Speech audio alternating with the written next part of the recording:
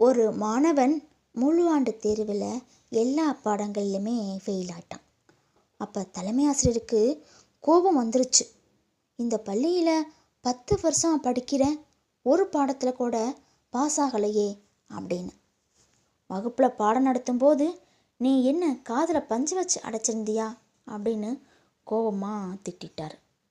அந்த பையன் அமைதியாகவே நின்றுட்டு இருந்தான். இனி நீ படிக்க லாய்க்கே இல்லைன்னு சொல்லிட்டு டிசியை கொடுத்தும் அனுப்பி வச்சிட்டாங்க.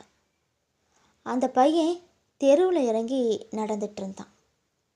உன் காதில் என்ன பஞ்சை அடைச்சி வச்சிருக்க அப்படின்னு தலைமை ஆசிரியர் சொன்ன வார்த்தை அவன் காதில் கேட்டுக்கிட்டே இருந்துச்சு. உடனே தன்னோட 2 காதையும் நல்லா மூடிக்கிட்டான். அமைதியான அந்த உலகம் அவனுக்கு வித்தியாசமாக தெரிஞ்சிச்சு. ஒரு புது சிந்தனையும் அவனுக்கு தோணுச்சு. தலைமை ஆசிரியர் சொன்னது போல் பஞ்சை வச்சு காதில் அடைச்சி பார்த்தான்.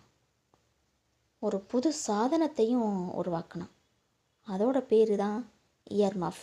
பரீட்சைக்கு படிக்கிறவங்க தொந்தரவு இல்லாமல் படிக்கிறதுக்காகவும் இறைச்சலான இடங்களில் வேலை செய்கிறவங்களும் இந்த இயர்மஃபை வாங்கிட்டு போனாங்க.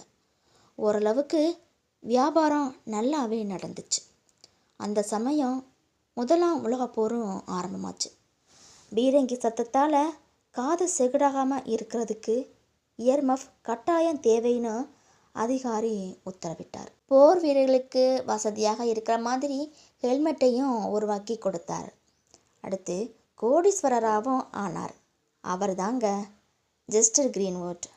இப்படி தான் சங்கடமான சூழ்நிலையில் கூட கிடைச்ச ஐடியாவை சரியான முறையில் பயன்படுத்தினாவே எதையுமே சாதிக்கலாம்ங்க.